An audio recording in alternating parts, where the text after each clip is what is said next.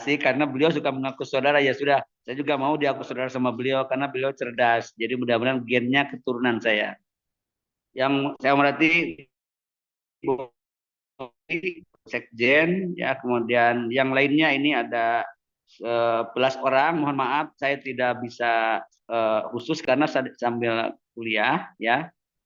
Jadi alhamdulillah hari kedua ini kita sudah melaksanakan puasa, mudah-mudahan kita ada dalam keberkahan dan ibadah kita diterima Allah Subhanahu wa taala.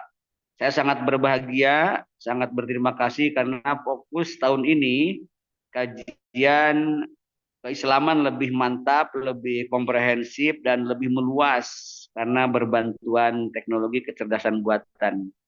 Untuk yang pertama dalam membuka acara ini saya persilahkan Ketua Umum silakan untuk memberikan sambutan Prof. Didin Wahidin dalam kajian uh, Ramadan hari kedua. Dipersilakan Bangga Prof. Didin Wahidin. Aduh, saya pikir saya belakangan. Baik, Assalamualaikum warahmatullahi wabarakatuh. Waalaikumsalam warahmatullahi wabarakatuh.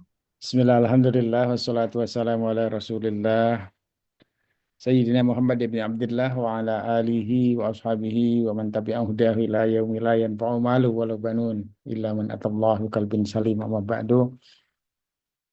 Ketua Madri yang saya hormati, guru kita semua, Gus Wahid yang saya hormati, saya muliakan, Prof. Wahidin. Kita namanya sama ya, semuanya saya memperlihatkan orang Sunda makanya dipulang Didin Wahidin.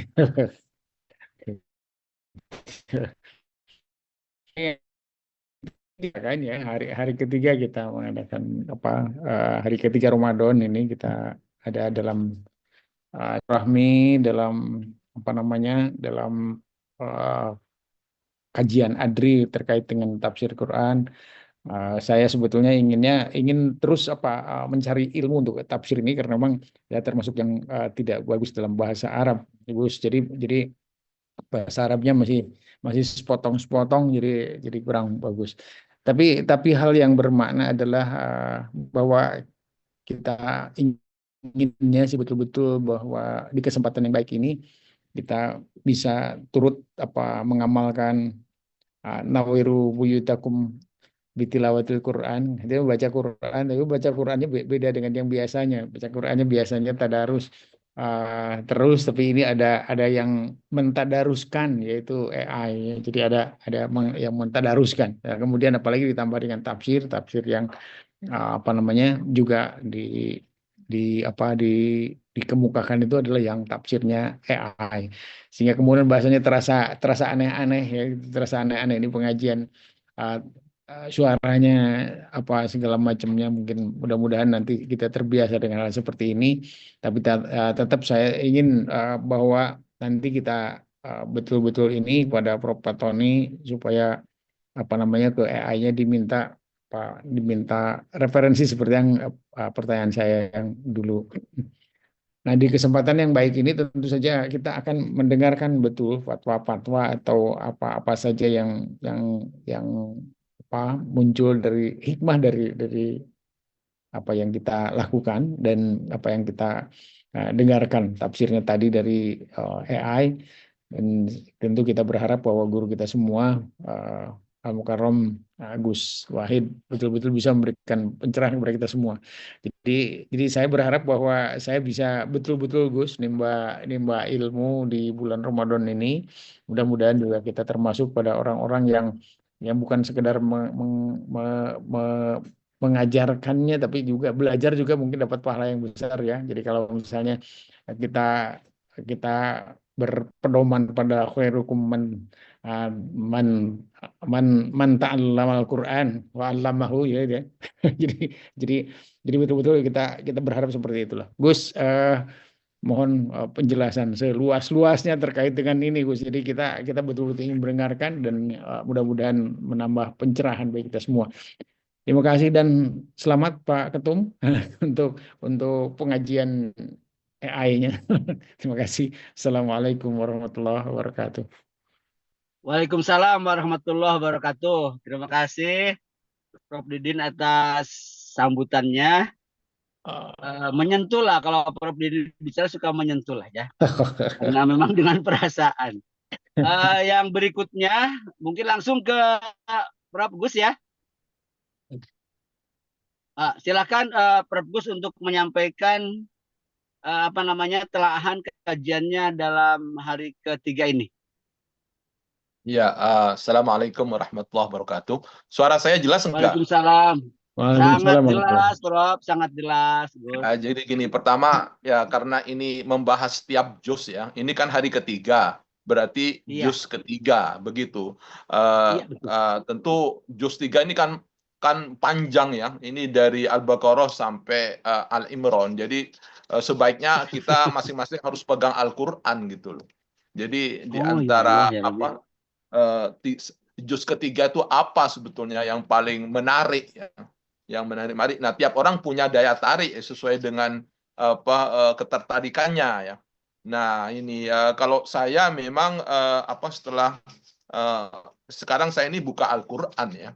Saya buka Al-Qur'an ya, memang ya kita tahu ya bahwa secara garis besar gitu loh. Al-Qur'an atau Islam itu kan mencakup pertama soal akidah, yaitu pertama soal mengenal Tuhan, siapa Tuhan itu, karena itu yang memang sangat pro dan kontra ya, konsep tentang Tuhan itu loh, siapa Tuhan itu ya. Kalau kita kan punya, kalau di agama lain ada Trinitas, kalau ini kan ada Tauhid ya, tidak bisa kemudian dipecah-pecah, ada Tuhan Bapa, ada Tuhan Ibu, ada Tuhan Anak, begitu kan. Jadi memang ada perbedaan ya, tetapi kita mencoba untuk Al-Quran ini mencoba untuk mengajak mencari titik temu ya gitu ya. Ini kalau kita lihat gitu loh, jadi ta'alau ila kalimatin sawa ya, di itu ya. Jadi antara surat Al-Imran itu, jadi saya ini lagi buka-buka ya, ya semua. Jadi memang jadi surah ayat juz 3 itu diawali dengan kalimat tilkar rusul faddalna ba'dahum 'ala ba'din minhum man kallamallahu wa rafa'a ba'dhum darajat.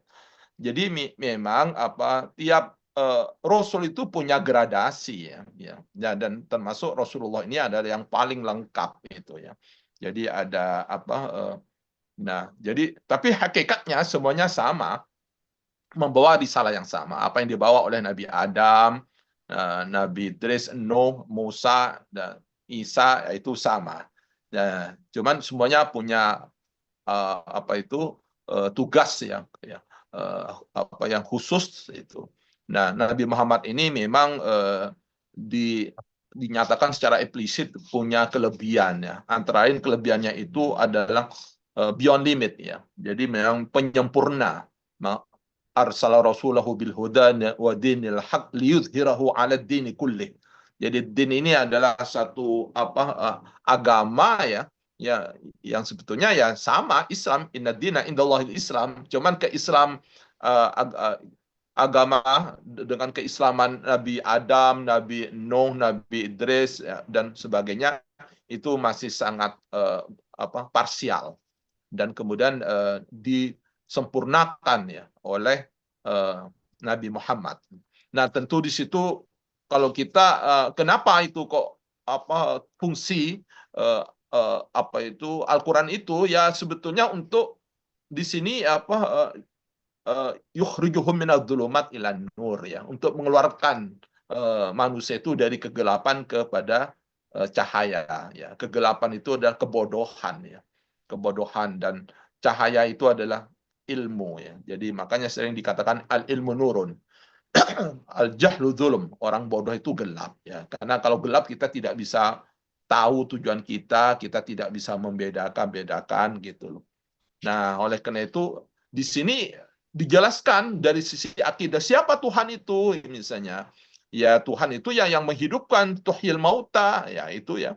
yang menciptakan langit dan bumi ini, ya, menciptakan itu adalah Tuhan itu. Nah, itu jadi jadi Tuhan itu pencipta itu, dan Tuhan semuanya itu sama, ya. Ilahuna wa ilahukum wahid wa nahnu muslimun. Dan ternyata semua mengklaim itu muslim. Jadi muslim itu orang yang damai, orang muslim itu adalah orang yang pasrah atau tunduk kepada hukum Allah. Jadi kita itu hukum Allah. Nah, tunduk. Jadi hukum ini ada yang kauniyah, alam semesta ini, yang kemudian verifikasi, ya, sehingga menjadi ilmu pengetahuan. Tapi ada suatu ilmu yang sifatnya non fisikal, esoteris, ya. Ya, tentang jiwa, tentang gaib, malaikat, itu kan unreachable, tidak bisa dijangkau oleh fisik, ya. Nah, ini. Jadi konsep pertama itu ada siapa Tuhan, ya. Jadi itu akidah. Ya, itu. Yang kedua tentang aturannya. Ya, aturan bagaimana kita itu misalnya harus adil dalam bergaul, ya. Harus misalnya di sini banyak kita lihat, ya, bagaimana bergaul dengan manusia itu dengan qaulan sadida, qaulan ma'rufa, ya, yaitu ucapan yang baik, ucapan yang bisa dikenal, ya. Itu. Jadi Al-Qur'an di sini memberikan pelajaran kepada kita, ya, itu tentang etik, ya, syariat, jalan, ya. Tapi juga ada akhlak juga, ya. Bagaimana kecenderungan manusia itu suka memanipulasi, yaitu, dan diingatkan wa makrullahu khairul makirin, ya, misalnya itu. Jadi kita sering mengikuti kemauan, misalnya menafsirkan Al-Qur'an semaunya, gitu. Wala tashtaru bi ayatillahi tsamanan qalila. Kita sering untuk kepentingannya, nah, nafsu atau kepentingan dunia, nah, ada pembelokan gitu, ya. Nah, ini di dalam juz 3 itu digambarkan, gitu. Digambarkan, dan bagaimana juga ada suatu hukum yang khusus, ada yang hukum yang luar biasa, ya. Misalnya saja apa yang terjadi kepada Nabi Isa, misalnya itu. Nah, itu beda dengan yang umum, ya. Misalnya jadi apa yang terjadi pada Nabi Isa itu sama seperti Nabi Adam, itu tanpa orang tua, ya, tanpa bapak itu. Jadi ada itu. Jadi di sini dikatakan kalau Allah itu sudah menetapkan idza qada amran fa innama yaqulu lahu kun fayakun itu. Jadi ini mengajarkan kepada kita, ya, sebetulnya Allah itu punya hukum yang biasa dan juga hukum yang luar biasa. Ini lengkap. Jadi di juz 3 itu, ya, saya usul gitu loh.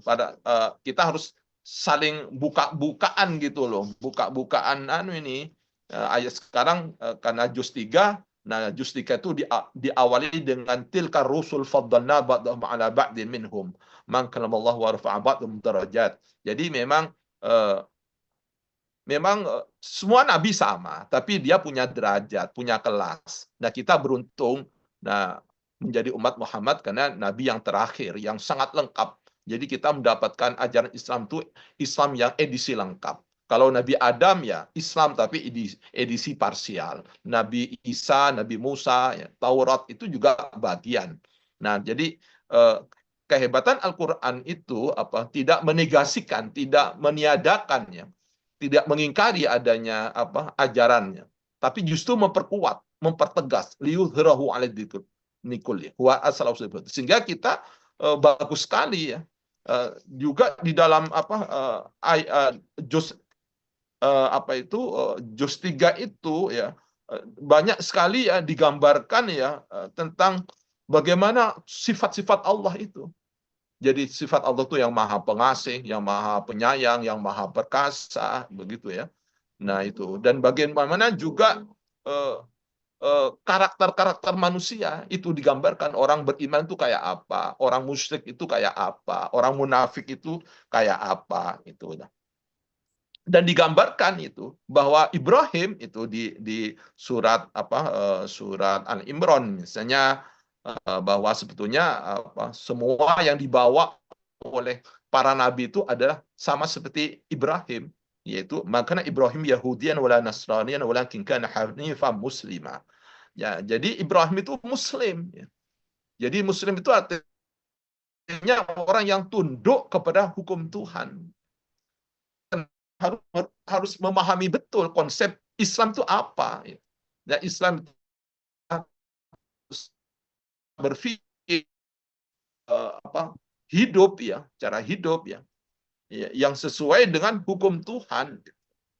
Yaitu apa? Ya ada unsur akidahnya, ada unsur syariahnya, ada unsur muamalah, ada juga etik yaitu akhlak. Jadi itu yang Islam, sehingga namanya disebut Muslim. Iman itu orangnya disebut mukmin gitu. Syirik itu orangnya disebut musyrik gitu. Perbuatannya ya syirik, perbuatannya Islami atau tidak ya atau nah itu apa. Nah di sini sebetulnya ada satu ajakan ya supaya kita itu misalnya begini, di sini mengajak kepada para tokoh-tokoh agama ya. Di sini disebut dengan ahlul kitab, ya ahlul kitab. Qul ya ahlul kitab ta'alau ila kalimatin sawa' baina wa bainakum alla ta'budu illallah. Jadi wala tusyrika bihi syai'an wa la takhda ba'duna ba'dan arbaba min dunillah.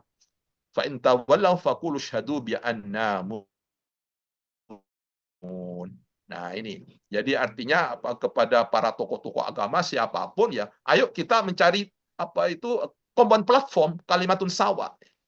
Ya kita harus yakin ya bahwa pencipta itu satu, walaupun mungkin konsepnya beda-beda gitu ya. Ayo kita saling menghormati. Jadi di sini adalah menurut saya adalah Islam itu mengajarkan satu konsep apa itu bagaimana agama itu harus menjadi unifying force, kekuatan pemersatu, bukan pemecah belah. Itu. Jadi apa? Nah, kita tidak boleh saling mengkultuskan gitu, kecuali Tuhan. Karena apa? Karena sebetulnya Tuhan kita itu sama. Nah, di Al-Qur'an itu sangat merangsang kita untuk rasional, untuk terbuka begitu. Jadi Jadi apa yang diturunkan kepada Nabi Musa, Nabi Isa, berupa Taurat, Injil itu harus sama sebenarnya. Kalau kita rasional, makanya di sini ada kata-kata afala taqilun gitu loh. Kita harus punya reason, hujjah ya. Ya yang betul-betul rasional gitu loh. Yaitu terutama tentang visi, misi dari Nabi itu apa sebetulnya. Nah, itulah kita harus mencari titik temu ya. Nah, jadi di sini kita harus mengikuti jadi di sini ada kita harus menjadi saksi ya, menjadi Rabbana amanna bima anzalta wa tabi'na rasul faktubna ma'asyahidin. Nah, ada kecenderungan ya kalau kita itu sering melakukan makar, yaitu artinya satu rekayasa begitu, maka Tuhan sebetulnya yang paling canggih rekayasanya. Nah, kita di sini kita banyak pelajaran ya terutama tentang bagaimana kita itu supaya jangan mengikuti hawa nafsu. Di sini ada begini. Jadi ketaatan itu harus didasarkan kepada cinta gitu.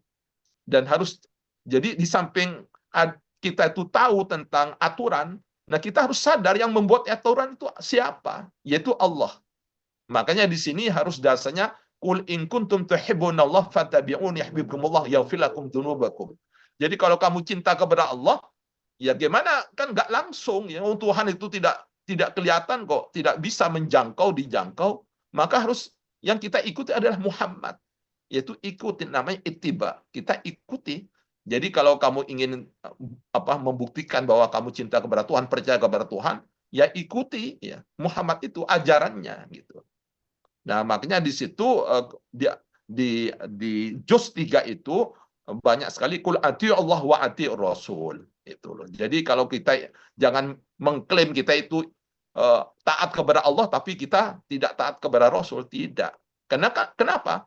Karena memang nabi-nabi itu untuk diikuti ya. Dan semuanya untuk universal. Jadi di sini ada ayat innallaha astafa Adam. Jadi Allah itu memilih Adam, Nuh, Ibrahim, ya, dan juga keluarga Imran ini. Untuk apa? Ya untuk apa? Untuk mengikuti alal alamin itu, petunjuk Tuhan itu ya. Nah, inilah yang yang harus menjadi renungan bagaimana kita sebagai muslim itu menyadari sebetulnya sumber agama itu adalah satu, yaitu Allah. Nah, oleh karena itu kalau ada perbedaan, kita jangan memperbesar perbedaan, tapi justru kita mencoba mencari titik temu, titik yang disebut dengan kalimatun sawa, yaitu common platform. Jadi seperti Pancasila itu kan common platform untuk untuk Indonesia ya. Ya, ada titik, ya, walaupun di situ ada berbagai macam-macam. Nah, ini mungkin sangat bermanfaat ya kepada kita ya, bagaimana mensikapi ya, adanya keragaman ya, keragaman itu. Jadi ternyata Islam punya konsep untuk bisa mengakomodir keragaman itu ya. Jadi koeksistensi ya istilahnya. Jadi dan di sini memang kalau kita itu betul-betul konsisten, maka kita itu akan adil gitu. Ya, jadi tidak akan terjadi satu friksi. Dan kenapa? Semuanya itu dari Allah. Di situ dikatakan qulillahumma malikal mulk. Jadi sebetulnya sumber kerajaan, kekuasaan, tahta semuanya itu dari Allah. Nah, katakan Muhammad bahwa pemilik kekuasaan itu Allah. Jadi kita tidak perlu iri misalnya, wah ini kok kenabian itu diberikan ke Muhammad, diberikan ke Nabi Isa. Tidak perlu gitu. Karena itu adalah milik Allah. Tu'til mulka man tasya. Jadi Allah itu memberikan kekuasaan kepada yang dikehendaki. Begitu juga kalau mencabut ya juga begitu. Wa tanzul mulka mimman tasya. Wa tu'izzu man tasya. Allah memuliakan juga. Itu hak prerogatif Allah. Kita tidak boleh protes. Wa tudzulu man tasya'u biidhnika innaka 'ala kulli syai'in qadir. Jadi Tuhan itu terhadap segala sesuatu maha kuasa. Nah, ini kan bagus ya, memberikan satu Al-Qur'an itu menyadarkan wah ini Tuhan itu begitu ya. Aturannya itu sangat adil ya. Memberitahu kepada kita. Nah, ini yang saya lihat ya dari juz 3 ya. Nah, dan kemudian nanti ditutup ya, ini yang keempat itu ya. Jadi untuk mencapai kebaikan itu tidak akan bisa manusia itu kecuali kalau dia itu berani memberi. Gitu. Di sini awal dari juz keempat itu begini bunyinya. Jadi kalau Bapak Ibu semuanya pegang Al-Quran, jadi kita sama-sama enak itu ya. Sama enak pegang Al-Quran. Kalau kita dibaca, ini saya pegang Al-Quran. Di Al-Quran itu yang juz 4 itu besok ya. Itu kelanjutan ya. Jadi lan tanalul birra hatta tunfiqu mimma tuhibbun. Jadi kamu tidak mungkin mencapai kebaikan ya. Albir itu adalah universal virtue, yaitu kebaikan yang sifat universal yang bisa diterima di mana-mana. Ya, di mana ya kebaikan ya, yang dirasakan kemanusiaan. Itu tidak mungkin mencapai sampai kamu mempunyai kemampuan, kesediaan, kesadaran untuk berbagi ya, menginfakkan apa yang kita cintai. Jadi kita harus berinfak terhadap apa yang kita cintai gitu. Dan apa yang kita keluarkan ya, yang kita belanjakan itu wa ma tunfiqu min syai'in fa innallaha bihi alim. Itu pasti diketahui oleh Allah. Sehingga karena kita yakin Allah itu melihat apa yang kita lakukan, maka kita akan merasakan keindahan gitu. Jadi di sini tapi bagi orang yang ingkar, nah itu maka dia tentu nanti akan punya perhitungan sendiri. Di sini ada ulaika lahum adzabun alim wa ma lahum min nasirin. Kalau mereka yang sombong, angkuh ya. Nah, tentu mereka akan dapat siksaan itu dan tidak dapat pertolongan itu. Jadi jadi apalagi kalau di sini digambarkan juga bagaimana kita harus di sini ya saya bacakan ya. Jadi supaya kita ini percaya. Jadi umat Islam itu tidak mengingkari adanya nabi-nabi sebelumnya. Bahkan kita harus beriman kepada kitab, kepada nabi ya. Misalnya di sini di ayat begini. Qul amanna billah. Katakanlah ya, kita beriman kepada Allah. Tidak hanya kepada Allah. Wa ma unzila alaina wa ma unzila ala Ibrahim wa Ismail wa Ishaq wa Yaqub wal asbat wa ma utiya Musa wa Isa wa nabiyyuna min rabbihim. Nah, bahkan apa? Ada satu kata-kata yang menarik. La nufarriqu baina ahadim minhum. Jadi kita tidak membedakan. Jadi Nabi Isa itu nabi kita, ya. Jadi apa ya? Nabi Nuh ya nabi kita. Ini hebatnya. Nah, kalau di agama lain kan tidak. Dia mengabai Nabi Isa, tapi Nabi Muhammad tidak diakui. Kan begitu ya. Nah, tapi kalau orang Islam itu wajib ya mengakui, mengimani bahwa Nabi Isa itu Nabi kita gitu. Nah, dan kita tidak membedakan ya itu wah itu bukan Nabi, tidak. Nah, kenapa? Wa nahnu lahu muslimun. Kita semuanya orang Muslim. Nah, kemudian di situ kemudian dipertegas, wa may yabtaghi ghairal islami dinan fala yuqbala minhu. Nah, kalau kita itu mencari agama lain selain agama Islam, itu loh, maka tidak akan diterima. Jadi itu. Jadi Nabi Adam itu ya Muslim, agamanya ya Islam. Nabi Nuh ya Muslim, agamanya ya Islam. Nabi Musa ya Muslim, agamanya ya Islam. Nabi Isa juga begitu. Jadi kita sama. Nah, oleh itu apa? Nah, Islam ini, apa inti Islam itu adalah tauhid itu, yaitu percaya kepada Allah. Nah, tapi bagi mereka yang kemudian apa sudah apa mengingkari adanya ajaran ini, ya, maka apa? Ya tentu orang yang zalim itu, maka apa sanksinya, konsekuensinya, ulaika jazaohum anna alaihim laknatullah wal malaikatu wan nas ajma'in. Nah, ini jadi Allah akan apa itu akan murka gitu, melaknat itu orang yang tidak menerima ajaran Islam ini ya. Nah, ini oleh karena itu, tetapi kalau mereka itu masih olang-aling ya, kemudian dia bertobat kembali, nah dan kemudian memperbaiki diri ya, maka Allah Maha Pengasih. Nah, di situ dikatakan ilal ladzina tabu. Ya, kecuali mereka yang bertaubat. Bertaubat itu artinya kembali kepada ajaran yang benar, min ba'di dzalik wa aslahu, dan kemudian melakukan islah, perbaikan. Wa innallaha ghafurur rahim. Nah, ini menurut saya, tapi kalau orang itu sudah tidak bisa menerima ajaran yang benar itu ya, jadi ya, innal ladzina kafaru ba'da imanihim tsumazdadu kufran lan tuqbala taubatum. Tapi kalau orang itu sudah tidak konsisten ya, nah maka ulaika humud dhalun. Itu mereka termasuk orang yang sesat, dan orang yang sesat ya tentu saja dia oleh Allah akan mendapatkan adzabun alim. Nah, di sini. Nah, ini menunjukkan bahwa memang kita apa itu dirangsang ya untuk apa mencoba untuk memahami dari juz ketiga ini penuh. Pertama ya ajaran tauhid ya. Kedua, bagaimana kita berinteraksi dengan keragaman itu ya. Ya, yang ketiga, yang selanjutnya itu bagaimana apa itu Tuhan memberikan yang mana yang boleh, mana yang tidak, termasuk misalnya apa itu makanan. Ya, di sini ada kullu ta'am kana hillan li bani Israil illa ma harrama Israil. Jadi apa? Ternyata itu jadi apa yang berlaku ya untuk umat sebelumnya itu ternyata ada yang masih berlaku untuk kita. Jadi kita tidak perlu alergi atau ragu ya untuk memakan makanannya orang Yahudi, orang Nasrani, selama itu memang tidak dilarang gitu loh. Nah, makanya itu pentingnya ada namanya hukum Allah ya yang berupa halal dan haram. Nah, makanya di sini apa itu kita dianjurkan untuk juga mempelajari Taurat ya.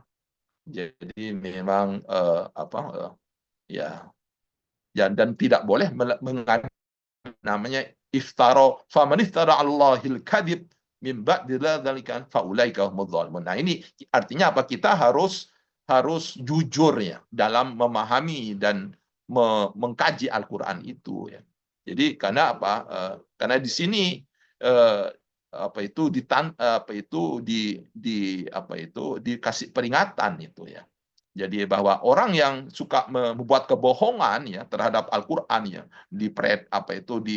dibengkok-bengkokkan, dibawa kemana-mana itu. Nah, itu dikatakan ya dalam di sini faman iftara 'alallahil kadzib, bagi mereka yang suka mengada-ngada ya atas nama Allah dengan kebohongan itu, maka itu adalah orang yang zalim. Nah, oleh karena itu kita memang di sini dianjurkan penting mengikuti milat Ibrahim. Jadi Ibrahim itu abul anbiya itu ya karena itu ya agama tauhid. Makanya ada misalnya perdamaian di Timur Tengah itu dengan Abraham Accord. Nah, sebetulnya sumber misalnya agama-agama di dunia ini seperti misalnya Yahudi, Islam, Kristen itu sama dari Ibrahim itu gitu loh. Oleh itu mereka itu harus mencari titik temu gitu loh. Jadi dan itulah yang kemudian yaitu bahwa dikatakan bahwa Nabi Ibrahim itu bukan Yahudi, bukan Nasrani, tapi Muslim. Jadi Muslim itu adalah satu sikap, cara berpikir, cara hidup yang tunduk kepada hukum Tuhan. Jadi bukan monopoli kita seperti pengertian sosiologis ya. Kita kan ada di KTP, wah kita Muslim ya. Yang mengerti hakikat Muslim itu ya bukan diukur dari KTP kalau dari sisi agama, tapi sejauh mana kita itu mengikuti aturan Tuhan. Satu contoh misalnya, jadi ada soal gradasi. Jadi orang Katolik itu juga Muslim sebetulnya, yaitu karena dia tunduk kepada aturan ya. Misalnya dia misalnya rajin ya, misalnya dia tepat waktu ya, misalnya jujur, satu contoh misalnya ya. Nah, sehingga mereka maju ya, misalnya orang. Nah, tapi dalam hal tertentu jadi akidah dia kurang Islami. Tapi mungkin dalam hal muamalah itu Islami, karena Islam itu luas ya. Tidak hanya dalam sisi akidah, tapi dalam sisi syariah, aturan hidup. Juga dalam sisi misalnya muamalah, yaitu interaksi antar sesama, dan dalam etika. Nah, bisa jadi apa yang sering dikatakan oleh Muhammad Abduh, orang Mesir itu, di barat itu ra'aina nazarna fil gharb Islam bidunil muslim. Saya melihat di barat itu Islam tanpa orang muslim. Wa bil aks wa nazarna fi syarq ya. Tapi saya melihat di timur, ya misalnya di Timur Tengah itu, saya melihat orang Islam, ya, nazarna muslim bidunil Islam. Saya melihat orang Islam tapi tanpa Islam, ya itu loh. Nah itu artinya apa? Bahwa keislaman kita itu bisa jadi hanya berhenti kepada akidah saja. Ya, tapi syariatnya, aturan masih belum. Juga muamalah belum Islami. Misalnya muamalah itu diajarkan untuk jujur, untuk adil, untuk setara, tapi kita tidak. Nah, itu diddal Islamil qimah, ya kata ulama itu berarti kita itu tidak Islami, itu hanya namanya tok, baru akidahnya tok itu. Akidahnya, tapi belum berimpact kepada perilaku ya, kepada perilaku syariah dan juga kepada ya syariah misalnya sholat ya, tapi dia tidak jujur, dia menipu misalnya, bohong. Nah ini adalah kompleksitas ya. Jadi tingkat keislaman. Nah ini menurut saya bagus ya cara pandang bagaimana Al-Qur'an memberikan semacam resep ya yang bagus sekali ya, terutama bagaimana hubungan kita dengan Tuhan, hubungan kita dengan sesama manusia itu, dan bagaimana ancaman-ancaman Tuhan kalau kita itu kemudian mencari millah atau way of life ya, paradigma selain Islam. Nah, jadi Islam itu yang inna dina indallahil Islam. Nah, tapi harus diingat bahwa Islam itu sangat komprehensif. Jadi sejak dari Nabi Adam itu juga Islam. Orangnya Muslim. Nabi Adam itu Muslim, Nabi Musa Muslim, Nabi Isa juga Muslim. Nah ini yang mungkin perlu ada diskusi ya, yang lebih mendalam ya, supaya bagaimana menempatkan ini yang tepat begitu ya, cara pandang ya Satu contoh misalnya saya ya mungkin saya saya sejak menerapkan konsep ini, saya tidak ada hambatan untuk bergaul dengan orang komunis, karena dalam hati saya orang komunis itu Muslim, cuman tingkat keislamannya masih rendah, gitu. Orang Cina, sehingga kita berusaha untuk saling melengkapi, saling menyempurnakan begitu. Jadi yang ada adalah husnudzon, baik sangka, sehingga pikiran kita tuh lebih terbuka ya. Kayak itu. Karena yang tahu hakikat keislaman itu bukan kita, bukan orang lain, tapi Tuhan. Itu loh. Jadi Tuhan, kenapa? Nanti Tuhan yang akan memberitahu siapa tingkat keislaman kita. Kita tidak boleh kemudian terjebak kepada klaim ya, saya lebih Islam, saya lebih takwa, saya lebih beriman. Itu tidak bisa. Yang punya otoritas itu hanya Muhammad itu. Nah, kita itu hanya berharap bahwa keislaman kita itu sesuai dengan apa itu hanya ikhtiar, hanya usaha. Saya pikir itu Pak Ketum dan mungkin Prof Wahidin dan Prof Didin ya, mungkin bisa ditambahkan, dilengkapi lagi. Terima kasih. Terima kasih Prof. Abdul Wahid Matuh, sangat luar biasa dan betul-betul mencerahkan ini. Jadi komprehensif sekali dengan narasi yang mudah dicerna dan sangat enak gitu ya. Dari mulai Islam itu cara berpikir, bersikap, dan berperilaku. Sangat menarik ya.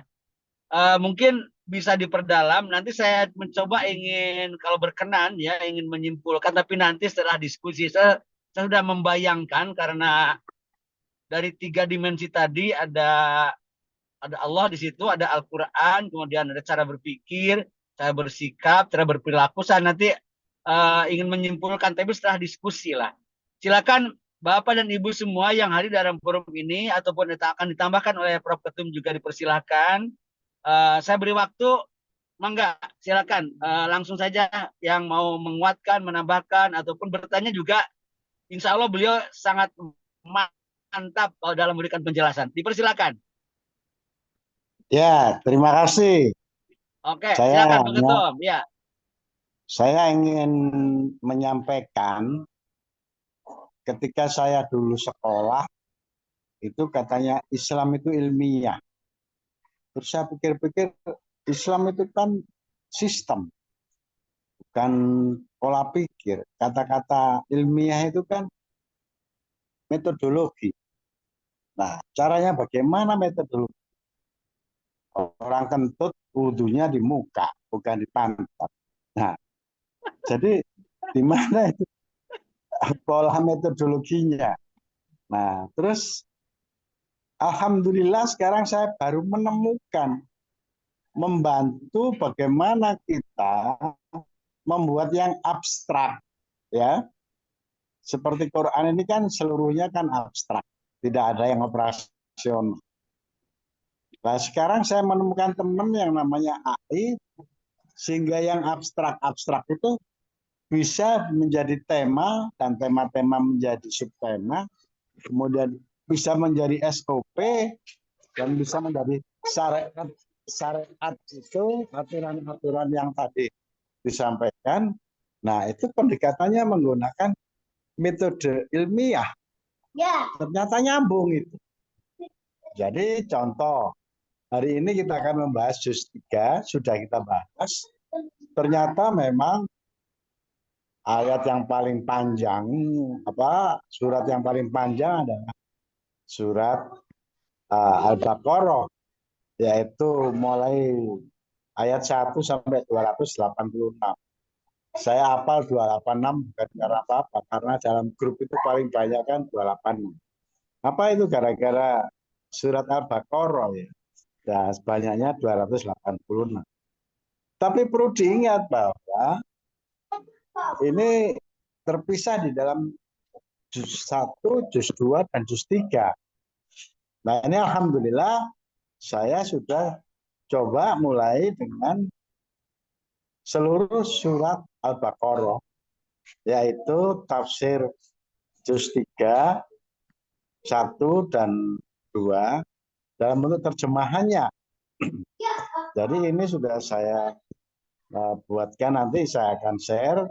Kita akan membuat tafsir per surat, ya, bukan per juz. Nanti juga melihat, karena juz 1 terpotong, juz 2 terpotong, baru lengkap dengan 1, 2, 3 dalam satu juz, yaitu mulai ini. Dan untuk menyatukan itu ternyata tidak sulit ya. Jadi ini sudah lengkap dalam 100 dari 286 ayat itu dalam satu terjemahan. Nah, ini nanti akan kita taskhih semacam ini. Jadi alhamdulillah kita akan dapat tamu dari Kementerian Agama, lembaga taskhihnya dengan Pak Mas Tuki, Kepala Pusdiklat Kementerian Agama. Setelah saya tunjukkan, saya presentasikan, ayo kita membuat tafsir yang sesuai dengan generasi X dan Z, X, Y, Z, dengan bahasa yang sederhana. Seperti hari ini saya buat ayat 1 sampai 286 dari surat Al-Baqarah dalam bahasa Arab dengan huruf Arab, dan tiap ayat diterjemahkan dalam bahasa Indonesia yang sederhana dan lugas. Nah, sehingga di sini tidak ada nuansa puisi, tidak ada nuansa, tapi lugas begitu ya. Dan ini lengkap sampai 286 ayatnya.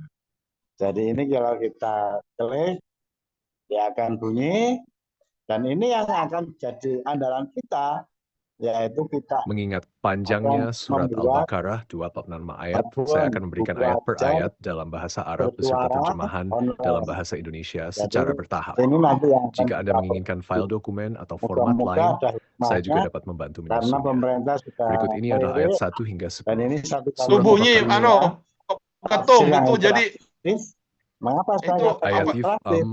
Mim. Ya. Tidak ada itu yang lebih mengetahui maknanya dimatiin kecuali dulu, Allah. Pak Ketum. Dzalikal kitabu la raiba fihi huda Kita lil masih muttaqin. bisa. Ada Ketum. Qur'an makin and his stand Masuk. Halo? Dimatikan dulu, halo, dimatikan dulu. Halo, halo. sebagai saja. petunjuk bagi orang-orang Contoh yang seperti bertakwa. ini. Matikan dulu itunya. آيات perbedaan الممتاز misalnya. الذين يؤمنون بالغيب ويقيمون الصلوات Apa? ومما رزقناهم ينفقون Matiin Perbedaan dulu. yaitu dengar, jadi orang-orang yang kacau. beriman Dan kepada persamaan. yang gaib, itu mendirikan mungkin nggak dengar salat itu. dan Persamaan. menginfakkan sebagian Prof rezeki Ketum, yang maaf, kami Prof berikan Ketum, kepada maaf, mereka. dimatikan salah satu. Muhammad. Nah itu udah nggak dengar. والذين يؤمنون بما أنزل إليك وما أنزل من قبلك وبالآخرة هم يوقنون. Nah Itu ini kita bisa kelemahannya mendapatkan ChatGPT Dan mereka ini yang Ketum. beriman kepada perbedaan Al-Quran dan yang diturunkan persamaan kepadamu dan dari kitab-kitab Nggak yang dengar diturunkan itu. sebelum kamu, satu sampai serta Halo, mereka halo, yakin Jadi- akan halo. adanya akhirat. Halo, Halo, mohon halo, dimatikan halo. salah satu. Halo, halo. أولئك على هدى Prof من Ketum ربهم dimatikan salah وأولئك satu. هم المفلحون. Jadi Mereka itulah yang berada di perbedaan dan atas petunjuk dari Tuhan persamaannya mereka. Nah, kita Dan udah nggak mereka dengar itu. itulah muncul orang-orang dalam analisis yang beruntung. kita. Halo. Jadi sesuai Ayat dengan semua ini. Jangan dua-duanya, Innal dimatikan ladzina salah kafaru satu. sawa'un 'alaihim selera atau masalah yang a'andzartahum am Halo. Barusan itu Halo. domba dengan suara AI-nya. Jadi nggak kedengaran apa yang disampaikan oleh Pak Ketum. Karena Iya. suara tadi sama-sama bunyi itu jadi kacau. Itu ChatGPT-nya bunyi bareng. Nah, sekarang silakan Bunyi, dilanjut, Pak. bentar. Silakan Pak Prof Ketum dilanjut. Yang ChatGPT-nya dimatikan itu suaranya. ya. Oke. Ya, saya matikan dulu ininya. Ya. Oke. Ya. Ya. Jadi ada sekian 286 ayat. Tapi betapa kagetnya saya, 286 ayat itu mengandung 7 masa kehidupan manusia. 7 masa kehidupan manusia, yaitu masa dalam kandungan, sebelum lahir. Kita tahu kalau detailnya itu ruh, itu ada di laki-laki ketika belum ketemu dengan perempuan. Makanya cari jodoh itu laki-laki yang baik, atau perempuan yang baik. Nah, kemudian yang kedua masa dalam kandungan. Yang ketiga masa dalam anak-anak, ya, kemudian masa remaja, masa bekerja, masa ujian dan kematian, dan masa di akhirat. Nah, jadi itu ternyata bisa kita temukan dari situ, yaitu kita ini diatur di dalam surat Al-Baqarah 286 sebanyak itu untuk 7 masa-masa kita. Jadi kita ini sudah menikmati itu 6 masa ke-6 lah, yaitu masa ujian dan kematian. Jadi jangan kaget tiba-tiba teman saya stroke, tiba-tiba teman diuji, anaknya protes, ingin hartanya diwaris, kemudian ada lagi diuji kesehatannya, diuji ditinggal istrinya, itu semuanya adalah masa ujian. Nah ini alhamdulillah kita ketemu orang-orang yang hebat-hebat yang sudah tahan betul dengan masa ujian itu. Bapak dan Ibu sekalian, kepentingan kita sebagai seorang yang memiliki, sebagai seorang akademisi, kita coba lihat, ya, kita ini terbantu nggak dengan adanya nilai-nilai Al-Quran ini? Ternyata kita sedang sangat terbantu. Apa itu? Di dalam juz ini, juz ketiga ini ada 9 tema utama yang terdapat dalam juz ini. Nah, kita kan jadi terbantu. Oh, ternyata ini tema utama. Ini abstrak semua. Yang pertama adalah keutamaan para rasul. Ya, ada perbedaan derajat para nabi tadi. Yang kedua adalah ayat kursi dan keagungan Allah. Penegasan tauhid dan sifat-sifat Allah. Yang ketiga, hukum dan prinsip ekonomi Islam, yaitu larangan riba, anjuran infak, dan etika perdagangan. Jadi sekarang saya punya proposal, moga-moga goal, etika perdagangan Islam, perbankan Islam itu bagaimana? Ternyata itu sudah ada di Al-Baqarah, ya. Kemudian yang keempat, kisah Nabi Ibrahim dan ujian keimanannya. Kelima, doa dan pengampunan Allah. Ya, yang ini doa penutup surat Al-Baqarah ini sangat dianjurkan untuk dibaca. Ujian dan cobaan bagi umat Islam, kesabaran dan keteguhan dalam menghadapi. Saya jadi ingat ketika ada perdebatan orang kunut dan tidak kunut. Ternyata intinya orang kunut itu adalah dalam rangka keteguhan menghadapi ujian. Seperti sekarang ini. Mengapa kok kunut itu dilakukan? Karena sekarang ini dalam ujian. Gaza seperti itu, kita mendoakannya lewat kunut. Dan karena sudah banyak Rohingya, itu mendoakannya lewat kunut. Ya, jadi kunut itu antara lain adalah bagian tak terpisahkan bagaimana kita menghadapi cobaan dan ujian bagi umat Islam, bukan bagi diri sendiri itu. Nah, yang ketujuh adalah permulaan surat Imran, di mana di situ ada ketauhidan, kebenaran, dan kebatilan. Kemudian kisah keluarga Imran dan Maryam, keutamaan keluarga yang saleh, dan kelahiran Nabi Isa. Itu di sini.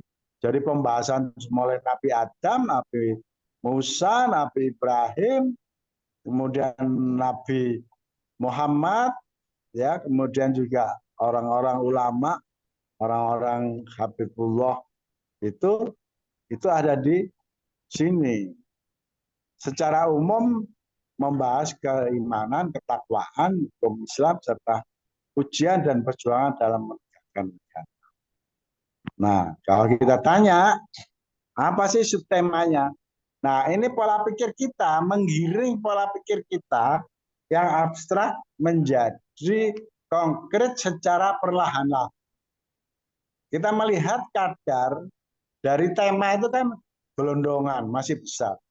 Kita coba dari gelondongan itu mana yang agak rinci, agak terukur. Nah, kita lihat. Jadi kita lihat agak dari tema besar itu kita buat menjadi tema atau subtema. Dari situ sudah mulai agak terukur frasa-frasa kata-katanya. Jadi ini contohnya. Nah, jadi tadi ada sekian tema, ada 9 tema. Itu kita minta buat daftar subtemanya. Maka akan dirinci keutamaan para rasul itu apa. Nah, di situ kelihatan perbedaan derajat di antara para nabi, peran dan tugas para rasul dalam menyampaikan wahyu. Nah, itu ada 2 subtema. Ada ayat kursi dan keagungan Allah. Sifat-sifat Allah yang Maha Esa dan Maha Kuasa. Subtema dari ayat kursi penegasan bahwa Allah yang hak disembah. Ini termasuk proposal penelitian mengapa ada kata-kata yang berhak disembah, dibuka 10 tidak Maret, tirik. ditutup 7 April. Karena banyak ayat kursi itu dijadikan jimat, ya, yang lebih membuat orang menjadi sakti dan percaya bahwa ayat kursi itu menyamai Tuhan. Nah, sehingga banyak di daerah itu lah, kecil saya dulu banyak dikasih sapu, ternyata isinya itu tulisan ayat kursi. Tapi jadi sakti juga, karena memang percaya. Nah, kemudian kebebasan beragama dan larangan pemaksaan dalam Islam. Di subtemanya tidak ada paksaan dalam agama, perbedaan jalan, kebenaran dan kesesatan. Dan seterusnya, ini adalah subtema-subtema. Nah, apakah ini sudah terukur frase-frasenya, kalimat-kalimatnya?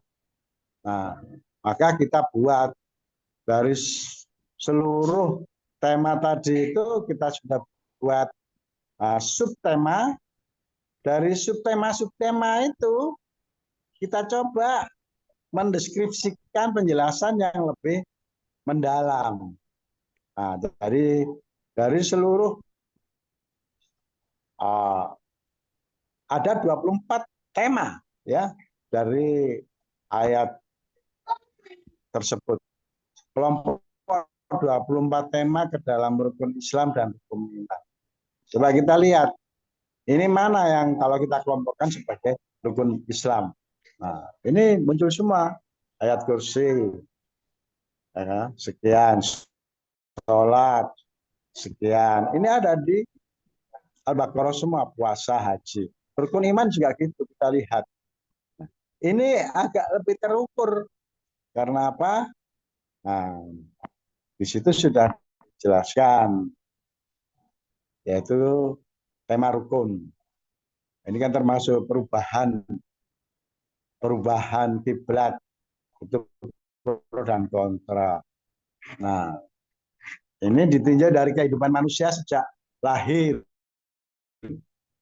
Nah, ini takdir sebelum lahir ya, sebelum lahir itu ayat 151 sampai sekian.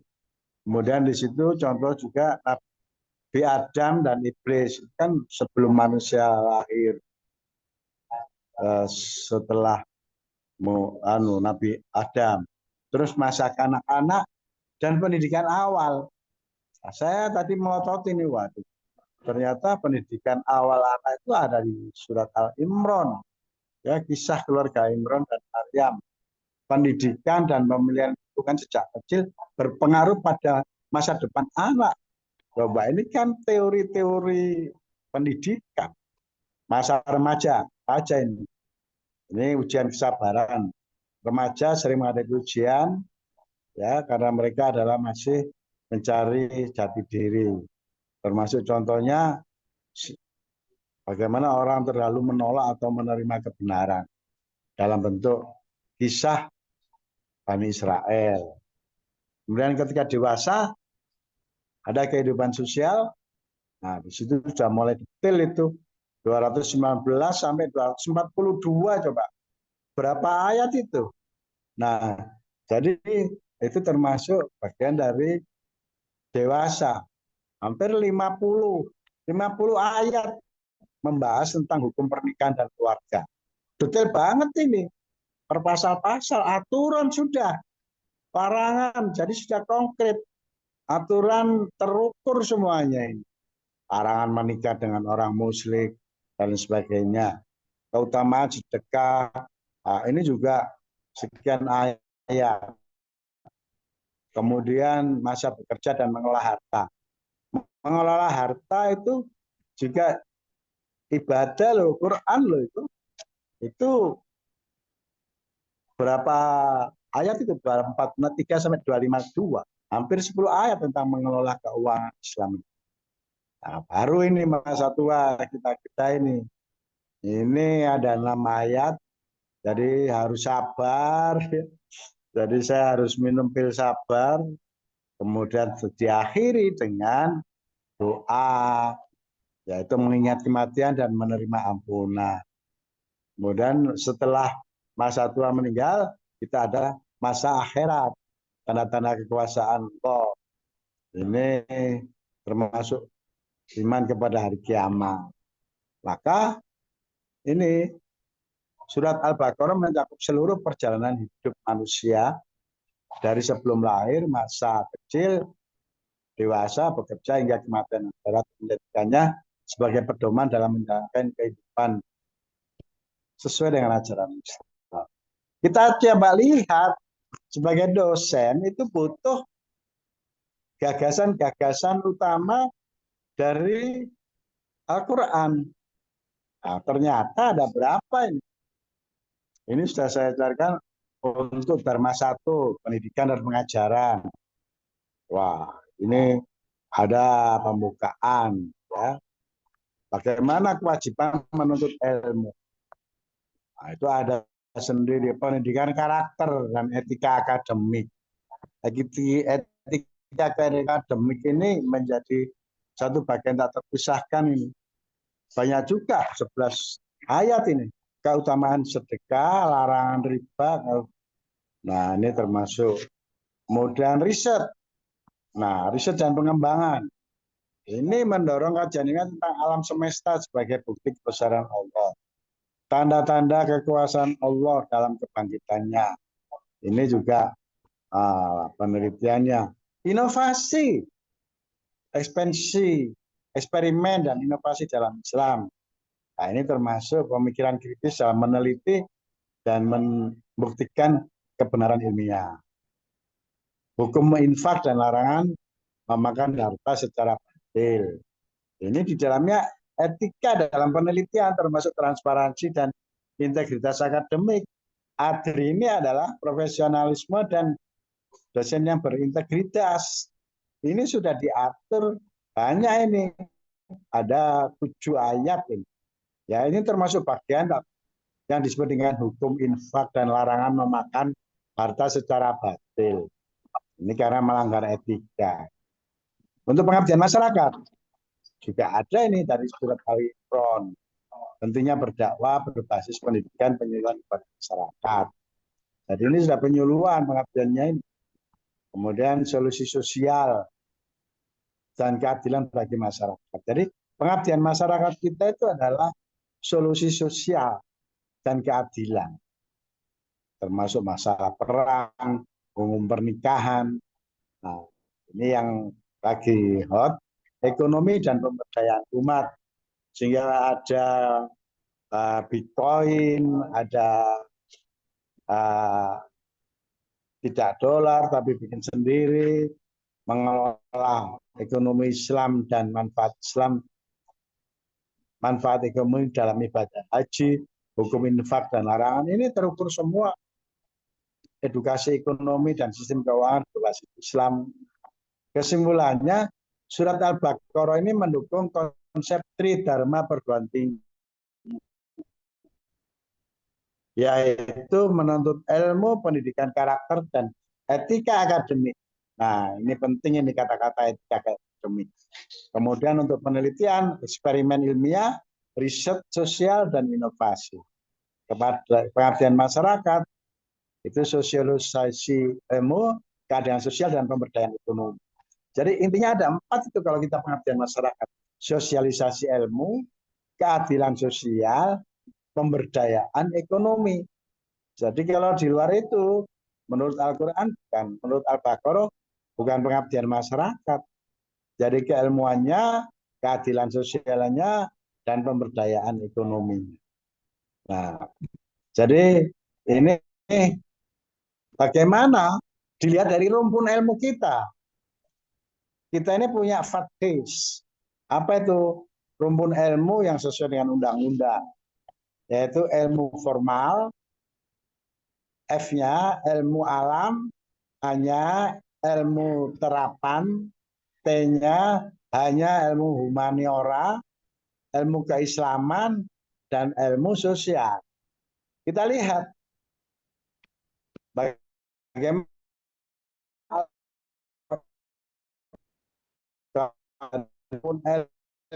pertama ilmu sosial, matematika, logika, dan komputerisasi. Nah, ini merupakan logika dan sistem berpikir. Kita punya ilmu mantik. Ya. Ilmu mantik itu memang dasarnya adalah dari Al-Quran. Ada pembukanya, ada perumpamaan dalam Al-Quran. Ini termasuk metode berpikir deduktif dan induktif. Nah, ini kan ilmiah banget. Karena perumpamaan itu adalah kias, itu adalah deduktif dan induktif. Orang memberi contoh seperti ini nanti akan dipikir secara induktif atau deduktif. Kemudian prinsip ekonomi matematis. Jadi ekonomi itu ilmu matematika memang. Larangan riba dan sistem keuangan. Itu dari mana melihatnya? Perhitungan keuangan berbasis prinsip ekonomi syariah. Jadi ini termasuk ilmu formal, matematika, itu hitungan. Yang kedua ada ilmu alam. Di sana ada sains, teknologi, fisika, kimia, biologi, astronomi lah. Ini Pak Wahidin ini ahli biologi, ya. Kalau saya bio yang lain. Apa itu penciptaan alam semesta? Ilmu kosmologi. Jadi konsep penciptaan langit dan bumi dari 6 masa. Tanda-tanda kekuasaan Allah dalam keberadaan. Itu studi tentang kehidupan, kematian, proses regenerasi makhluk hidup. Biologi dan kesehatan. Orang diminta berpikir penciptaan manusia dan konsep genetik serta hereditas. Kewajiban puasa di bulan Ramadan. Ini termasuk bagian dari ilmu apa? Tadi itu alam tadi itu manfaat kesehatan dari puasa dalam metabolisme tubuh. Nah, ini ilmu biologi membahas. Ada ilmu bumi dan lingkungan, hukum kias dan larangan pembunuhan. Ilmu terapan seperti kedokteran, teknik, pertanian, ekonomi, dan manajemen. Itu hukum makanan halal dan haram. Ada 5 ayat, prinsip makan sehat dan dampaknya kesehatan tubuh. Ilmu teknik dan rekayasa. Ini kisah Nabi Ibrahim dan ujian keimanannya, eksperimen ilmiah dalam membuktikan kebangkitan orang mati. Kemudian ekonomi dan manajemen. Nah, ini hukum infak dan larangan memakan harta secara publik, prinsip bisnis dan manajemen keuangan berbasis syariah. Kemudian ilmu humaniora, itu sejarah dan peradaban. Jadi setiap juz itu ada kisah-kisah sejarah. Saya sudah punya kumpulan kisah-kisah para nabi dan peristiwa-peristiwa. Nanti kita kapan-kapan kita sampaikan. Apa sejarah Bani Israel sebagai siklus peradaban manusia, kisah kepemimpinan dalam strategi perang dalam sejarah dunia, itu Nabi Daud dan Talut, itu kedua-duanya ini bukan keturunan raja sehingga orang Yahudi menolak untuk menjadi pemimpin perang. Kemudian untuk sastra dan orang, nah, itu juga gaya bahasa dalam Al-Quran, penggunaan metafora dan simbolisme dalam komunikasi aktif, kemudian argumentasi persuasif dalam debat ilmiah dan keagamaan. Jadi Islam ternyata memberikan SOP bagaimana berdebat ilmiah, argumentasinya persuasif. Jadi bukan menghantam seperti debat-debat publik yang ada, tapi ini debat ilmiah dan keagamaan itu persuasif argumentasinya. Jadi bukan menohok, menjatuhkan. Ini Islam ada di situ. Nah, sementara ilmu keislaman sendiri itu ada di situ, akidah, tauhid, fikih dan hukum Islam, ilmu sosial, interaksi sosial, nah ilmu politik dan pemerintahan. Nah ini keutamaan para rasul sebagai pemimpin. Di situ ada kepemimpinan dan sistem politik Islam, psikologi dan kesehatan mental. Jadi doa dan pengampunan Allah itu termasuk ilmu psikologi loh, kesehatan mental itu. Dalam bentuk apa? Terapi spiritual untuk kesehatan mental dan emosional. Saya mau mendengarkan terapi-terapi Pak Ustadz siapa itu, anak-anak gila itu dikumpulkan dan itu diterapi dalam bentuk itu tadi doa-doa. Nah kesimpulannya bahwa aspek penelitian dalam berbagai disiplin ilmu itu juga sudah ada dalam surat Al-Baqarah, ya. Jadi ilmu ini sudah ada dalam undang-undang, di dalam undang-undang pendidikan tinggi juga sudah ada itu. Nah, kalau gitu saya ingin apa tema riset yang tepat? Nanti judulnya bagaimana? Tadi kan sudah kelihatan. Nah, ilmu formal itu temanya apa? Kalau ilmu matematika, logika. Ini ada judulnya Sistem Ekonomi Islam. Perbandingan antara larangan riba dan sistem keuangan konvensional. Model perhitungan zakat dan infak dalam ekonomi Islam berbasis AI misalnya. Nah, ini pemrograman dan AI dalam studi tafsir Al-Quran. Loh ini kan yang kita kerjakan sekarang. Kita membuat program dan AI dalam studi tafsir Al-Quran, studi kasus surat Al-Baqarah. Loh, ini sudah jadi artikel sendiri, proposal sendiri. Nah, ini adalah tema, ini baru tema loh ya. Nah, tema-tema itu nanti akan kita minta untuk menjadi judul penelitian, buat judul risetnya. Muncul ini judul-judulnya. Nah, matematika, soal ilmu formal, logika dan epistemologi dalam Al-Quran, analisis struktur berpikir dalam surat Al-Baqarah, model matematika dalam distribusi zakat, studi kasus infak dan seterusnya dalam. Nah, ini sudah ada judul-judulnya sudah. Jadi kita ilmu terapan kedokteran misalkan, bioteknika, bioetika dalam Al-Baqarah, perspektif kedokteran Islam terhadap hukum makanan dan kesehatan.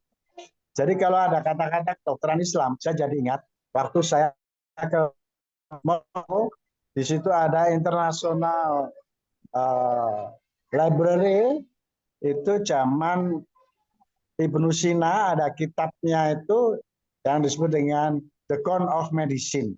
Itu tulisan tangan, huruf Arab, ya, kira-kira 20 cm. Tebalnya saya buka. Nah, itu adalah ilmu kedokteran pertama yang bisa diterjemahkan ke dalam bahasa pertama dari bahasa Arab itu diterjemahkan dalam bahasa Yunani, dari Yunani diterjemahkan bahasa Inggris. Nah, penelitian itu analisis manajemen risiko dalam ekonomi Islam,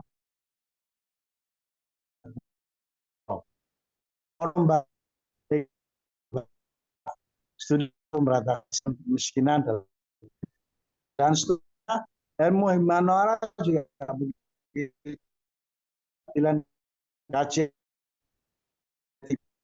Semoga akan pendidikan orang. Nah, jadi Bapak Ibu sekalian, ini tema-tema ini kita kalau ingin menggunakannya dalam bentuk apa? Seperti sekarang ini kita buat proposal. Nah, buat proposal riset dengan pedoman dari BRIN. Nah, maka akan muncul proposal-proposal sesuai judul yang sudah ada. Nah, ini keluar semua. Jadi, dia sudah dalam bentuk Word, dalam struktur dia kerjakan. Nanti kalau saya klik sudah jadi dalam bentuk Word. Nah, itu proposalnya. Misalkan kita akan membuat ini, buatkan artikelnya,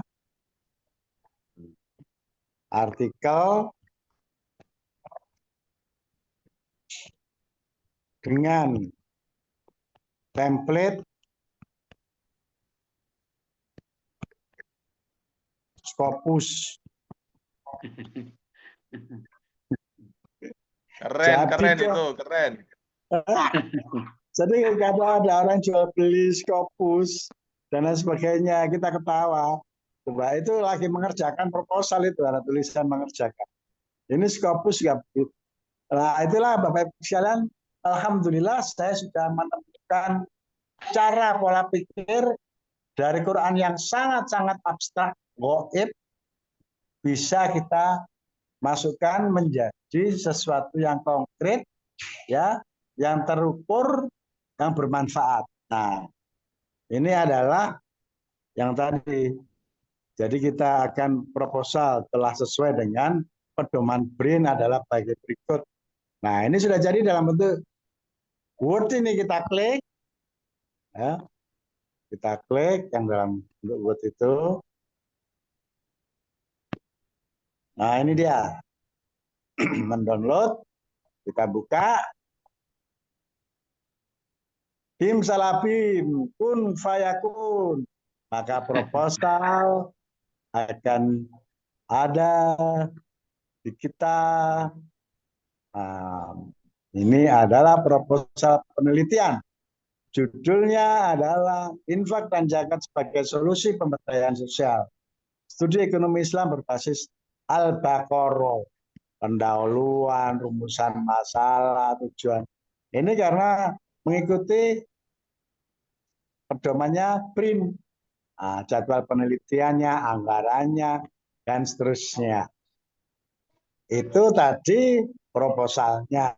Kita kembali lagi, yaitu bagaimana dengan artikelnya. Tadi sudah saya tulis, tapi belum. Nah, ini tadi. Ini sudah artikelnya. Sini tadi ya. Oke. Nah, jadi buat proposal berbasis. Sekarang kita buat artikelnya sesuai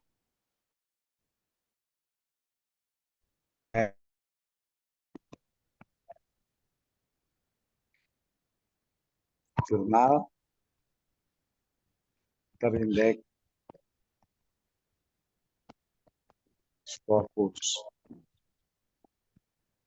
Bim salabim, kun fayakun. Gimana ini Gus?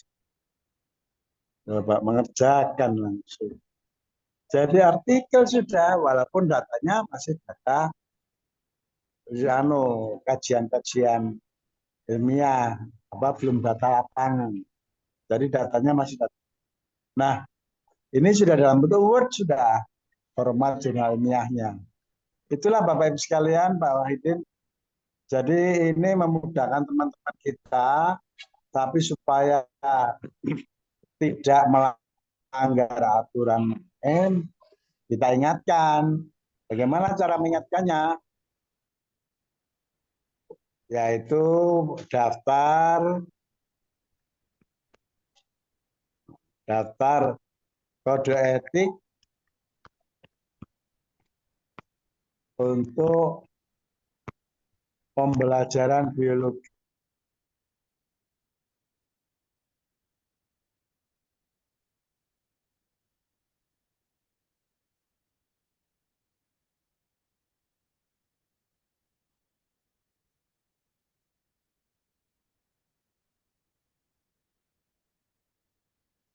Saya ganti HP.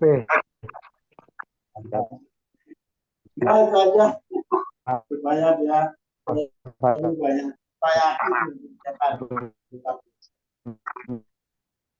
jadi kalau kita mau bimbing ya nggak ada alasan,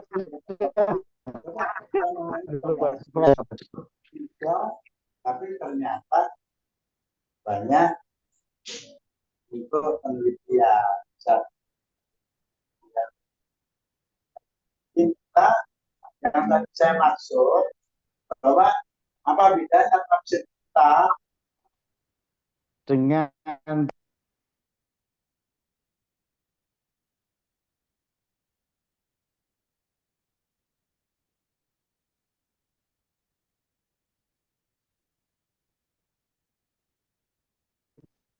kita juga menanyakan dari yang kita bahas itu dan memberi solusi. Yang memberi solusi siapa? Berdasarkan referensi tafsir itu, ChatGPT berdasarkan tafsir tersebut, ChatGPT memberi solusi. Nah, maka tafsir kita adalah tafsir integrasi antara klasik dengan AI untuk memecahkan masalah terpilih. Demikian. Terima kasih paparan yang sangat luas juga setelah Prof Wahid Maktum. Terima kasih sekali Prof Ketum telah memberikan penjelasan ya. Masih ada yang mau menambahkan atau berkomentar?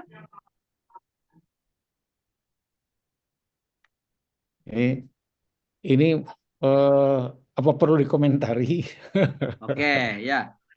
Ya. Atau menyimpulkan, Bro? Saya bukan menyimpulkan, bukan mengomentari, tapi saya ingin kita melihat atau mendudukan sesuatu pada proporsinya gitu. Tadi sudah kita bahas betul ya mengenai bagaimana AI bisa kita gunakan untuk bermacam-macam. Tapi harus hati-hati tuh.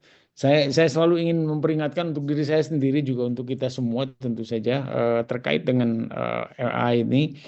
Saya coba guyoni AI itu. Saya bilang begini ke AI itu. AI bahwa di dalam menafsirkan Al-Quran kita menggunakan kaidah-kaidah, ada satu Quran bil Quran. Artinya ayat Quran yang satu ditafsirkan, mungkin ada ayat Al-Quran yang lain untuk memberikan penegasan, penjelasan.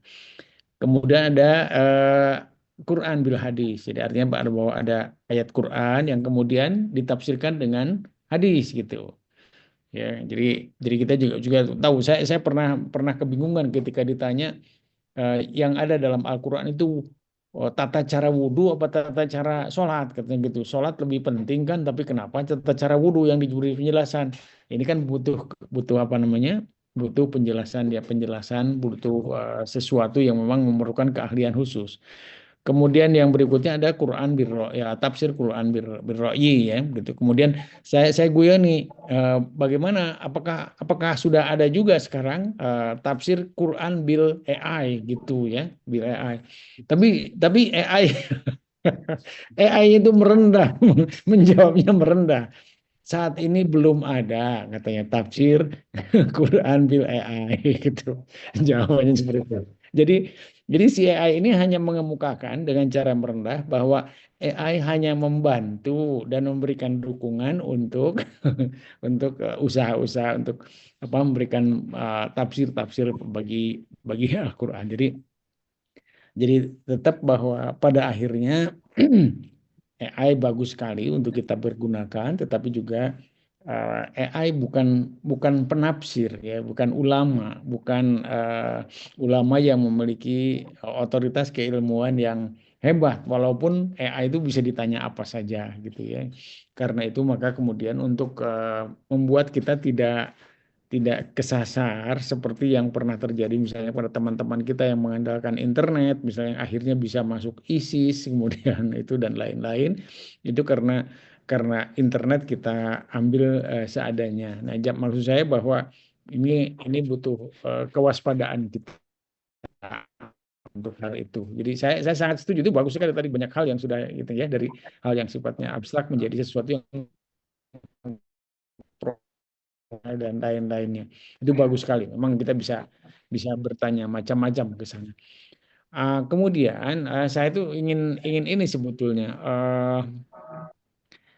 Gus Wahid ini, saya suka kata dulu ketika ada teman-teman kita mengemukakan bahwa ayo kembali ke Al-Qur'an gitu ya. Kemudian sering orang mengatakan bahwa kata-kata ayo kembali ke Al-Qur'an itu benar apa salah sasaran, salah ucap atau salah bagaimana.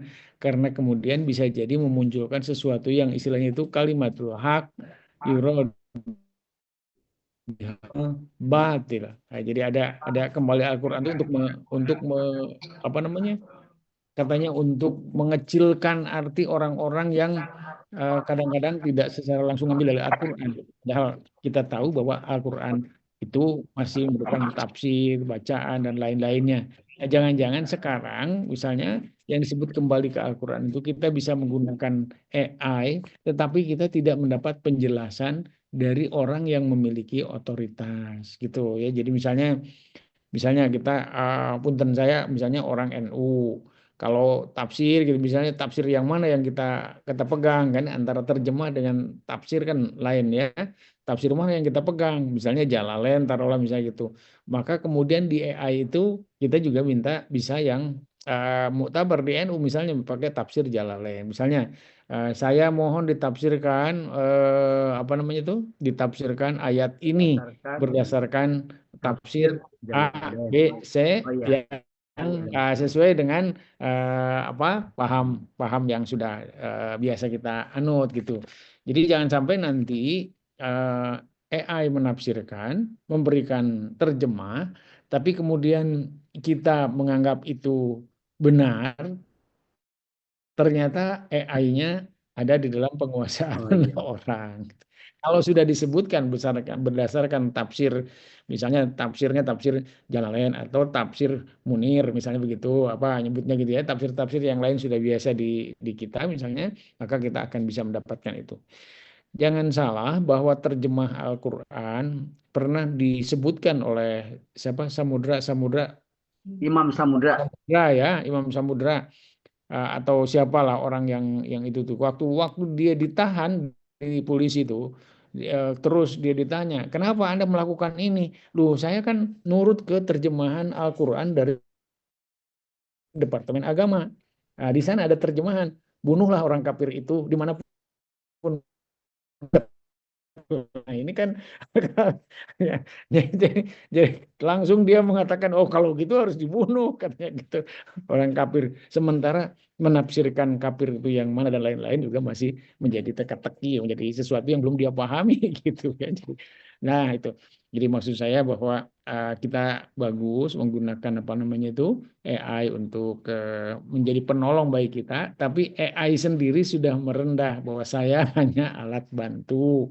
Artinya bahwa apapun yang diminta oleh kita akan menjadi pengarah bagi dia. Ya, pengarah bagi dia. Contoh tadi misalnya, saya minta terjemahan sekian tapi berdasarkan tafsir apa, gitu. Itu akan sangat bagus.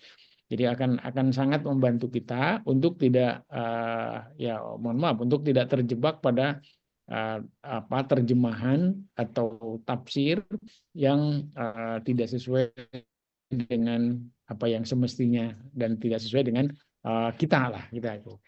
Terima kasih Pak Hidin. Ini sebuah pencerahan yang luar biasa dari dua orang pakar kita, Gus Wahid dan Gus Tony. Ini Gus Patoni apa Gus Fat apa Gus Tony? Gus nih. Ya, terima Gus Kun kasih sekali. Fayakun. Terima kasih sekali untuk Gus Kun apa Fayakun, yang Prof. dipaparkan. Dan saya pikir mari kita memang kembali ke Al-Quran dalam artian bahwa mari kita pahami Al-Quran bukan untuk kemudian mengatakan ibadah ini salah, ibadah itu salah karena tidak sesuai dengan Al-Quran. Bahwa kita bukan orangnya. Saya pikir kita tidak punya otoritas untuk itu ya karena masih ada yang seperti itu. Prof. Wahidin pasti masih pusing juga dengan orang yang suka nuduh-nuduh 23 rakaat mah bid'ah gitu. Insya Allah tidak lari ini. Masalah-masalah Dulu ya. yang seperti itu. Baik, di kita sangat kaya dengan variasi yang seperti itu dan tentu saja kita memerlukan sesuatu yang membuat kita terarah pada sesuatu yang membuat kepercayaan diri kita kuat untuk menetapkan bahwa inilah yang akan kita ikuti. Terima kasih. Mangga Pak Wahidin. Assalamualaikum warahmatullahi wabarakatuh. Waalaikumsalam warahmatullahi wabarakatuh. Iya, mangga.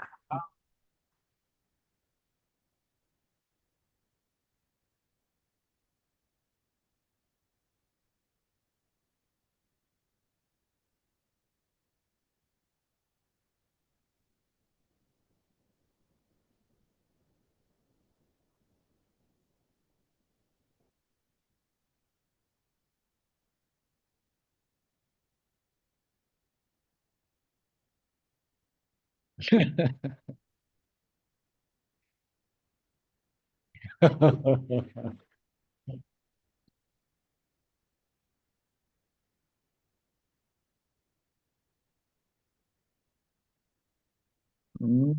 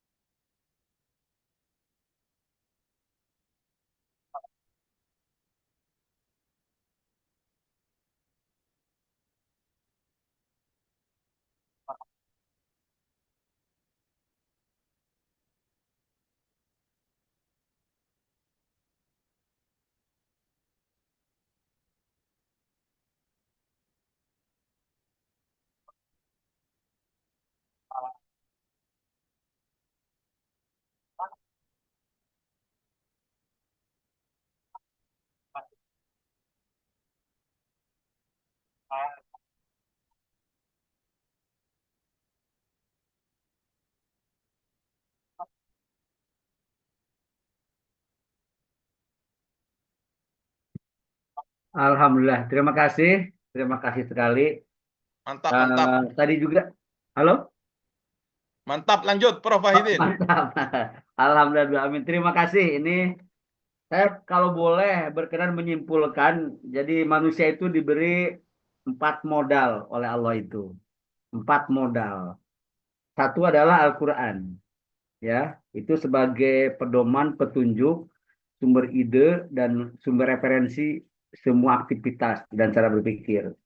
Yang kedua, diberi Nabi, ya. Nabi itu bagaimana cara menggunakan Al-Quran itu, metodologi yang bisa langsung dipraktekkan, bukan hanya pedoman tapi cara penggunaannya. Nabi Muhammad SAW.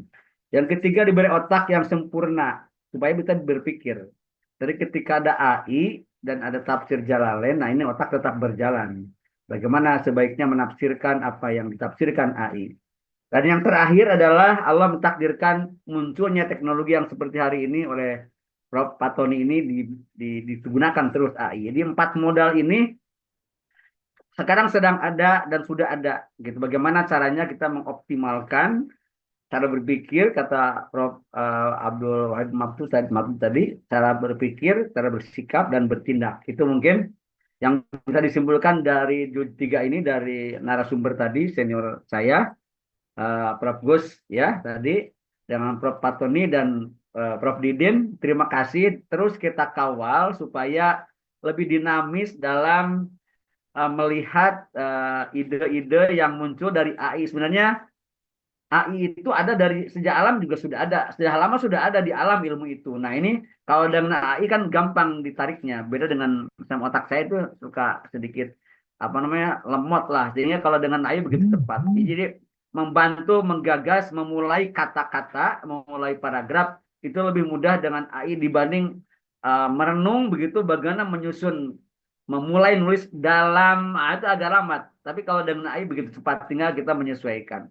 Itu kalau berkenan mungkin itu kesimpulannya, kalau tidak kita simpulkan masing-masing. Masih ada yang mau menyampaikan? Halo, masih ada yang mau menyampaikan? Prof. Hari ini Wahidin. cukuplah katanya kayaknya ya. Assalamualaikum, Prof. Wahidin. Oh, mangga nggih, Mbak Lila, silakan. Ya, maaf, saya sambil memasak, tapi Oh, iya. saya sempatkan ini mendengarkan para profesor yang sungguh luar biasa menyampaikan hal-hal yang membuka pencerahan kita, mulai dari Ramadan pertama dan ini masuki Ramadan yang ketiga. Satu hal yang sungguh luar biasa, Prof. Faton ini bisa-bisa nggak tidur ini kayaknya, ya Prof. Wahidin ya. Setiap hari yang dihadapi adalah AI. Nah, ini saya takut ini di sebelahnya kalau didatangi nggak tahu itu, yang tahu AI-nya. Ya, mudah-mudahan Prof. Tony selalu sehat, Prof. Tum selalu sehat. Amin. Nah, itu katanya belum tidur. Nah, ini hati-hati Prof. Tony. Apa nanti AI-nya bilang itu suruh istirahat dulu. Iya, betul. Satu hal yang mungkin ya kalau Prof. Tony kan kun fayakun apapun bisa ini ya terjadi prompt engineering-nya. Maksudnya prompt engineering-nya itu kan itu yang menentukan jawabannya. Saya kira Prof. Tony sungguh luar biasa. Tapi saya sendiri itu punya prompt engineering yang ya sama tapi kalau saya pakai itu yang sudah saya sampaikan di chat itu adalah ada kontennya, konteksnya. Jadi saya akan memperkenalkan diri, saya itu siapa, begitu. Kemudian spesifikasi, goal, dan format. Artinya saya memperkenalkan saya itu dosen atau saya itu mahasiswa, saya dosen di bidang apa. Jadi AI ini sepertinya harus diajak perkenalan dulu. Ini pengalaman saya. Tapi kalau saya lihat Prof. Fatoni langsung tidak menyebutkan pun AI-nya sudah paham. Karena setiap hari Prof. Fatoni tidak lepas dari AI. Sehingga AI itu menjadi sahabat yang akrab begitu. Tapi kalau memang nggak pernah berselancar dengan AI, AI-nya bingung. Kamu itu siapa? Kan begitu. Makanya kalau saya biasa akan memperkenalkan diri. Kemudian tujuan saya ini mau nyampein apa, misalnya mau presentasi atau presentasi tentang apa, sasarannya itu siapa. Kemudian saya tambahkan, saya itu ingin membuat proposal misalnya untuk latar belakang atau pendahuluan, saya tuliskan. Misalnya permintaannya ini, Kemdikbudsaintek Bima, 1000 kata. Saya masukkan, tolong dibuatkan ini 1000 kata. Itu spesifikasi, kemudian ada goal tujuannya ini untuk apa? Untuk misalnya proposalnya ya untuk mendapatkan pendanaan hibah. Hibahnya itu hibah apa? Fundamental atau dasar. Kemudian format. Format itu template-nya. Jadi format-format yang ada di template-nya saya bawa semuanya kopi. Nah itu kalau saya karena masih junior, kalau Prof. Fatoni nggak pakai itu langsung jadilah kun fayakun. Itu saja tambahan dari saya. Mudah-mudahan selalu sehat untuk semua. Kita gencarkan AI ini sebagai wahana untuk mendapatkan keilmuan yang baru. CSGF itu kalau bagi saya cara untuk membuat prompt engineering yang tepat. Matur nuwun, Prof. Wahidin, Prof. Ketum, Prof. Wahidin, dan Prof. Terima Isa. kasih Bu Dr. Lila. Assalamualaikum warahmatullahi wabarakatuh. Waalaikumsalam warahmatullahi wabarakatuh. Walaupun ya bisa menyimak dengan baik. Kita support Prof. Fatoni, support juga Prof. Didin yang tadi selalu menstandarkan supaya tetap kita jangan 100% lah ya kita sebagai sumber ide dan tool. Saya setuju itu dua-duanya setuju sama kepentingannya dan juga nanti akan dinarasikan oleh guru kita yang enak sekali ya, Prof. Gus ya, Abdul Wahid Maktub. Selalu itu narasinya sangat enak sekali. Bapak dan Ibu semuanya, terima kasih atas perhatian dan perhatian semuanya sehingga kita mengaji sore ini. Besok Mbak Lila jangan lupa Ibu sebagai MC ya. Terima kasih Prof. Mudah-mudahan tidak ada halang rintang lagi. Semuanya mudah-mudahan. Kasihan Prof. Wahidin. Siap, sama-sama. MC terus manggung terus ya Insya Allah. Siap. Semoga selalu sehat. Amin ya Rabbal Alamin. Kita tutup acara ini mudah-mudahan berkah dan dengan bacaan hamdalah bersama-sama. Alhamdulillahirabbil alamin. Selamat berbuka puasa dan terima kasih semuanya. Terima kasih semuanya. Assalamualaikum. Sama-sama. Makasih Prof. Gus atas narasumbernya. Izin keluar.